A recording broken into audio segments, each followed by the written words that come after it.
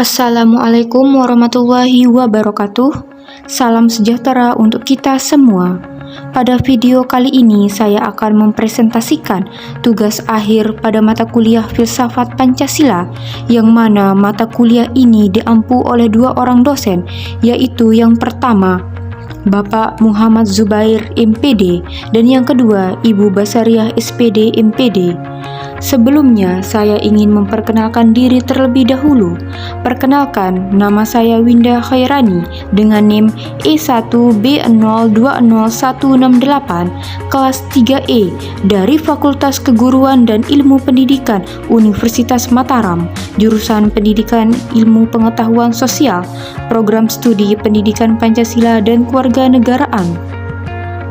Baiklah, di sini saya akan mempresentasikan materi tentang Pancasila sebagai filsafat, di mana dalam hal ini saya akan menyampaikan 4 subbab yang terkandung dalam materi tersebut.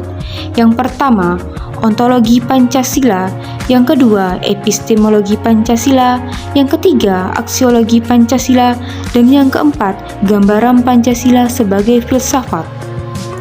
Yang pertama, dasar ontologi sila-sila Pancasila. Menurut Aristoteles, ontologi adalah ilmu yang menyelidiki hakikat sesuatu atau tentang ada, keberadaan atau eksistensi yang disamakan artinya dengan metafisika. Secara ontologis, penyelidikan Pancasila sebagai filsafat dimaksudkan sebagai upaya untuk mengetahui hakikat dasar dari sila-sila Pancasila. Sisi ontologis ini kita mengetahui bahwa hakikat dari Pancasila ini adalah manusia yang mempunyai hakikat mutlak, yang mana bahwa yang berketuhanan yang Maha Esa, kemanusiaan yang adil dan beradab, persatuan Indonesia, kerakyatan yang dipimpin oleh hikmat kebijaksanaan dalam permusyawaratan perwakilan, dan keadilan sosial bagi seluruh rakyat Indonesia adalah manusia, yaitu manusia Indonesialah yang menjadi dasar adanya Pancasila, yaitu manusialah yang menjadi pendukung pokok-pokok sila-sila Pancasila.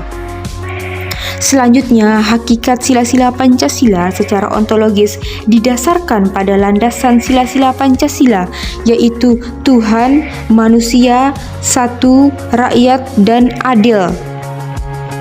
Dan berdasarkan hakikat yang terkandung dalam sila-sila Pancasila dan Pancasila sebagai dasar filsafat negara, maka segala hal yang berkaitan dengan sifat dan hakikat negara harus sesuai dengan landasan sila-sila Pancasila. Hal itu berarti hakikat dan inti sila-sila Pancasila adalah sebagai berikut. Sila pertama, ketuhanan, adalah sifat-sifat dan keadaan negara harus sesuai dengan hakikat Tuhan. Sila kedua, kemanusiaan, adalah sifat-sifat dan keadaan negara yang harus sesuai dengan hakikat manusia. Sila ketiga, persatuan, adalah sifat-sifat dan keadaan negara. Sila keempat, kerakyatan, sifat-sifat, keadaan negara harus sesuai dengan hakikat rakyat. Sila kelima, keadilan, adalah sifat-sifat dan keadaan negara yang harus sesuai dengan hakikat adil. Selanjutnya yang kedua, mengenai dasar epistemologi sila-sila Pancasila. Artinya, sumber pengetahuan Pancasila dapat dilihat dan ditelusuri dari sejarah terbentuknya Pancasila. Dalam penelusuran dan pencarian tersebut, maka yang akan dicari adalah mengenai sejarah kebudayaan yang berkaitan dengan lahirnya Pancasila sebagai dasar negara Republik Indonesia yang telah diuraikan sebagai akar-akar sila Pancasila, ada dan berpijak pada nilai dan budaya masyarakat atau bangsa Indonesia. Dasar epistemologis Pancasila ini pada hakikatnya tidak bisa dipisahkan dengan dasar ontologis Pancasila, karena Pancasila sebagai suatu sistem ideologi bersumber pada nilai-nilai dasarnya, yaitu filsafat Pancasila. Oleh karena itu, dasar epistemologis Pancasila tidak dapat dipisahkan dengan hakikat manusia. Jika manusia merupakan basis dari ontologis dari Pancasila, maka akan mempunyai implikasi terhadap bangunan epistemologisnya, yaitu bangunan epistemologi dalam filsafat manusia. Selanjutnya, landasan epistemologi Pancasila, yaitu yang pertama, sumber pengetahuan Pancasila adalah nilai yang ada dalam bangsa Indonesia sendiri. Yang kedua, sebagai sumber sistem pengetahuan, Pancasila memiliki susunan yang bersifat formal, logis, baik dalam susunan Pancasila maupun arti dari setiap sila.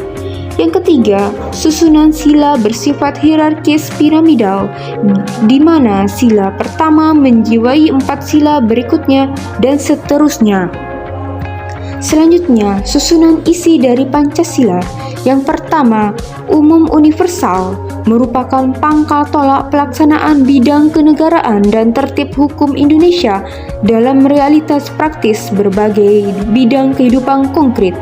Yang kedua, umum kolektif, merupakan pedoman kolektif negara dan bangsa Indonesia dalam tertib hukum Indonesia. Yang ketiga, khusus dan konkret, merupakan panduan realisasi praktis dalam keadaan bidang kehidupan yang bersifat khusus, konkret, dan dinamis. Selanjutnya yang ketiga, dasar aksiologis sila-sila Pancasila. Artinya, dari sudut pandang ini, Pancasila tidak bisa terlepas dari manusia Indonesia sebagai latar belakangnya, karena Pancasila bukanlah sebuah nilai yang ada dengan sendirinya, melainkan nilai yang diciptakan oleh masyarakat Indonesia. Sila-sila sebagai suatu sistem filsafat memiliki kesatuan dasar aksiologis, sehingga nilai-nilai yang terkandung dalam Pancasila pada hakikatnya merupakan suatu bentuk suatu kesatuan. Menurut Noto Negoro, tingkatan nilai tersebut terdiri dari 3 macam, yaitu yang pertama, nilai material yang merupakan segala sesuatu yang berguna bagi jasmani manusia.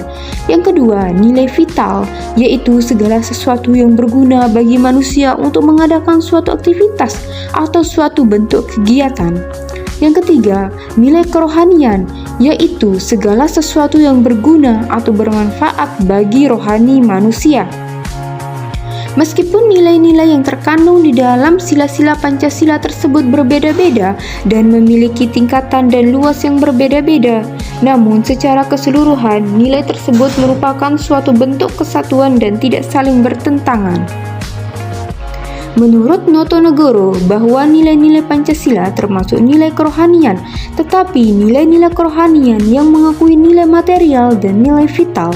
Dengan demikian, nilai-nilai Pancasila yang tergolong nilai kerohanian itu juga mengandung nilai-nilai lain secara lengkap dan harmonis, yaitu nilai material, nilai vital, nilai kebenaran, nilai keindahan atau estetik, nilai kebaikan atau nilai moral, maupun nilai kesucian yang secara keseluruhan bersifat sistematik hierarkis, di mana sila pertama yaitu ketuhanan yang Maha Esa sebagai basisnya sampai dengan keadilan sosial bagi tujuannya. Selanjutnya yang keempat, mengenai gambaran Pancasila sebagai filsafat.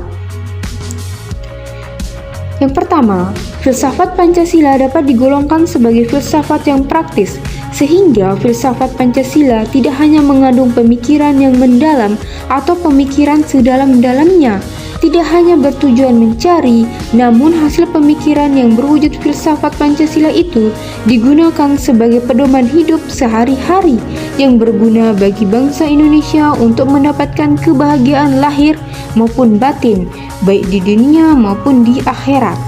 Yang kedua, filsafat Pancasila secara umumnya diartikan dan dimaknai sebagai hasil berpikir atau pemikiran yang mendalam dari bangsa Indonesia yang dianggap, dipercayai, serta diyakini sebagai kenyataan, norma-norma, dan nilai yang benar, adil, bijaksana, dan paling sesuai dengan kehidupan dan kepribadian bangsa Indonesia. Filsafat ini kemudian dibawa dan dikembangkan oleh Insinyur Soekarno sejak tahun 1955 hingga kekuasaannya yang berakhir pada tahun 1965. Yang pada saat itu Insinyur Soekarno mengatakan bahwa Pancasila itu merupakan filsafat asli milik Indonesia karena diambil dari budaya dan tradisi Indonesia yang sudah mengakar sejak zaman dahulu. Yang selanjutnya, Ketiga, Pancasila adalah dasar negara Indonesia yang di dalamnya terdapat nilai-nilai yang menjadi dasar yang dijadikan sebagai landasan di dalam bertindak bagi seluruh rakyat Indonesia. Demikianlah yang dapat saya presentasikan pada video kali ini. Apabila ada kekurangan, saya mohon maaf. Kurang lebihnya, terima kasih. Assalamualaikum warahmatullahi wabarakatuh.